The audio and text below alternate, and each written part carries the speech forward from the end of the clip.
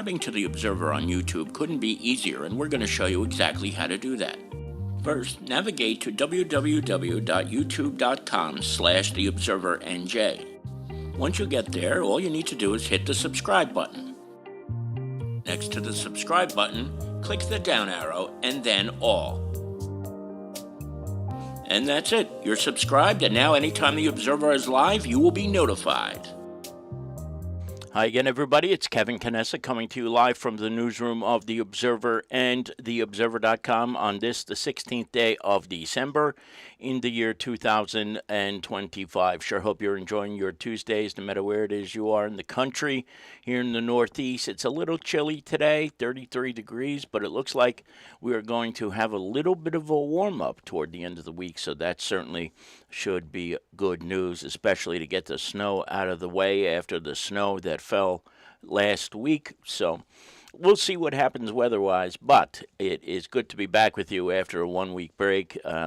Before I get into the news this week, I wanted to just give you a little bit of an explanation as to why I wasn't here with you live last week. About a week ago or so, a little bit more than a week ago, it was Sunday morning, I got a phone call from my stepfather, and that immediately informed me that there was going to be something serious because he only calls when there's something emergent, and that's exactly what happens. And to make a long story short, my mother was sick again, and she was airlifted from their home in Newton in Sussex County to Overlook Hospital. Is that what it is? Overlook in Summit. And first she was there, and then eventually transferred to Morristown Hospital or Medical Center, whatever they call it these days. And when she was transferred to Morristown, they realized she had some serious problems with her heart and with her carotid artery. And so last week she had 2 procedures done on her heart, and her carotid artery was fixed because it was so blocked that it was almost a miracle she didn't stroke out, which is just, I guess, our own little family miracle. So tomorrow she has one more procedure to be done on her heart, and once that is done, hopefully she will be cleared and able to leave the hospital and go home. So it's been a rough couple of days, and I do apologize that I wasn't here for the broadcast last week. But I was thinking of all of you, of course, during the course of the week, because the news doesn't stop. And you can see that right here on the screen. But before I get to that, I do want to thank all of you for your patience, and for those of you who knew about the well wishes too. That stuff goes so far. It's so uplifting to hear from when you're in Morristown and you hear from people back home telling you that they're rooting for you. And the patience that Lisa and Bob have had with me is just unbeatable. And why I will say to the end that I don't work ever. I'm always, this is a great life that what we've chosen, and I am so grateful to them for their patience with all of this while we were going through everything last week. I love them all for that. On the front page of this week's edition of The Observer, I missed a good one while I was away, and this is always something because whether or not you know him, whether or not you like him, there's one thing that can be said of Belleville's mayor, and that he doesn't do things very simply. And so they have this fundraiser every year around the mayor's birthday. And when they do this fundraiser, he always gives a speech. But this year, he almost made it seem like he was going to retire after the end of his term in May. But true to form, you see the fireworks in the picture there. It may be hard to see on the screen because there's a lot of light over there, but fireworks went off, and he announced that he was running for a 3rd term. And in Belleville, I do not believe there are term limits of any kind. Mayor Melham has done a lot of work in Belleville. It looks so different from even 8 years ago when he took over after the unfortunate death of Ray Kimball. But what Mayor Melham has done is something else, because there's so many new places and things and in the township, and things opening up seems like every day at some point, or there's always some new business opening up over there. So great job from the mayor, and it should be a very interesting race, and we'll see when and if anybody else declares to run against him.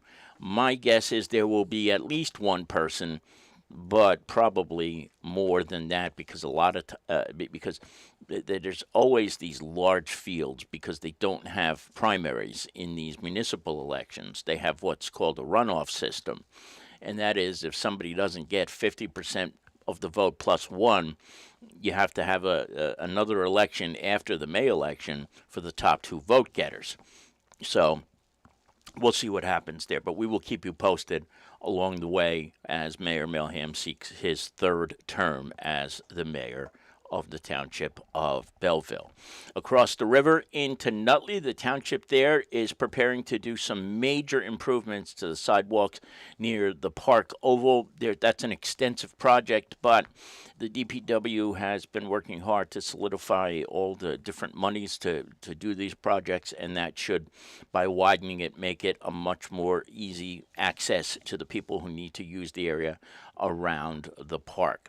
Now, in this week's edition of The Observer, we have a story written by our friend Ron Woods. Ron is somewhat of a historical guy, and he's always he's been writing about local members of the military. When I say local, it's been only Kearney for now, but he has an extensive knowledge, and he wrote about a Kearney World War II soldier who just last year in December was honored in Vichy, France, and it was a remarkable service that they had there. But he talks about this being the 80th anniversary of his death in this week's edition of The Observer. I hope you'll check that out over on page number 3 and 4. I take that back. Now, this was sent to me while I was in the hospital, and I am glad I got it, because it certainly got a kick out of it, seeing this picture of Mayor Doyle being almost kidnapped by the Grinch. This was a couple of weeks ago on a Saturday or Sunday. I don't remember which day of the week it was, but always a great day over there when so much is happening over at the Elks with the Kearney Giving Tree Network. And this picture was sent to us by Melanie Pasquarelli, who, of course, is the exalted ruler of the great Kearney and Belleville chapter of the Elks. Now, we'll move ahead. Of course, there's a full-page ad from Midtown Pharmacy. Jason Bernstein has, this week, 3 sports stories, including something about the Nutley Hockey Co-op, the North Arlington baseball team, and the Lyndhurst girls softball team. So check that out in this week's sports section. And, of course, if you are looking to rent, if you are looking for a job, if you're looking to buy things, anything of that nature, the classified section has you covered, pages 12 and 13 in this week's edition of The Observer. Check that out. And this I completely forgot. This woman who was arrested a couple of days ago after shoplifting some steaks from the ShopRite, cut her mouth because she was resisting arrest while the detective, Anthony Nunez, was trying to subdue her. So she cuts her mouth. And then, to make measures even better, after she stole all these items and was being uncooperative with Anthony, she spit in his face. She spit blood right in his face. And so, sometimes when you think you've seen it all, you see something new in these police blotter items. But some of these cases are grotesque, number one, and it's an assault charge by spitting bodily fluid at a police officer, let alone blood. How disgusting and vile something like that is. But I know Anthony personally, even though he's a Rangers fan, we're very happy that he's okay. And, of course, that woman is still in the Hudson County Jail and has not yet been released. But I'm sure if I go and check the roster over at the Hudson County Correctional Facility, I would almost bet she's probably out by now. It is 41 minutes past the hour. Kevin Canessa here with you on this edition of the Observer Live. Before I sign off for today, I want to say hello to a couple of people who are watching. My uncle Mike Slane out in Carlsbad, California. Good to see you. I also see Larry Hanlon here from from Kearney, but of course always associated with the borough of East Newark for all his great work in the past there. Melanie Ryan, the deputy mayor of the town of Kearney, is here with us, my dear friend, and also my dear friend Carmen De Jesus is with us as well.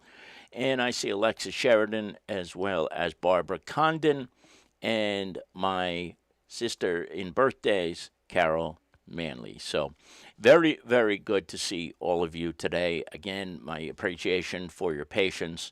We will be back 1 week from today with more updates and things of that nature. And of course, if anything happens during the course of the week, we will join you live with that. From the newsroom of The Observer and TheObserver.com, it's Kevin Canessa signing off for now. We hope to see you back here again very, very soon. Enjoy the rest of your Tuesdays, everybody. Thank you. Bye-bye.